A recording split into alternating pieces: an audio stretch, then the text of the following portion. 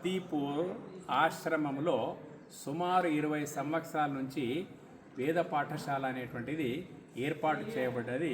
దాదాపు ఇప్పటి వరకు 1500 పైచిలుకు వేద విద్యార్థులు సమర్థవంతంగా వేదాధ్యయనం చేసి వాళ్ళు ఆ యొక్క పురోహిత వృత్తి లోపల మంచిగా రాణిస్తున్నటువంటి సందర్భం ఉంది. అయితే గురు రుణం అనేది ఎట్లా తీరుతుంది అనే మాటకు వచ్చేస్తే, గురువు యొక్క ఆదేశాన్ని పాటించిన నాడే గురువు యొక్క రుణం తీరడానికి అవకాశం ఉంది. అంతే తప్ప మీరు ఏం చేసినా గురువు యొక్క రుణం తీరది.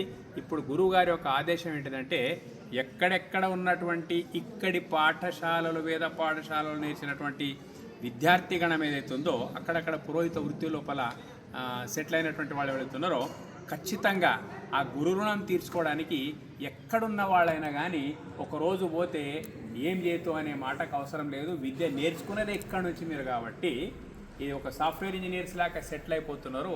ఆ రుణం తీర్చుకోవాలంటే గురువు యొక్క ఆదేశం ఖచ్చితంగా అమలు చేసి తీరాలి. గురువు యొక్క ఇద్దరు అవధూతగిరి మహారాజ్, ఆ తర్వాత ఉత్తరాధికారి అయినటువంటి ఉత్తర పీఠాధిపతి అయినటువంటి డాక్టర్ సిద్ధేశ్వరానందగిరి స్వామి. ఎందుకంటే అవధూతగిరి మహారాజ్ ఆశ్రమం స్థాపన చేసినప్పటికైనా ఈ మొత్తము ఈ వేద విద్యార్థుల యొక్క వ్యయ ప్రయాసాలన్నీ కూడా సిద్ధేశ్వరానందగిరి గారు మోస్తూ ఉన్నారు.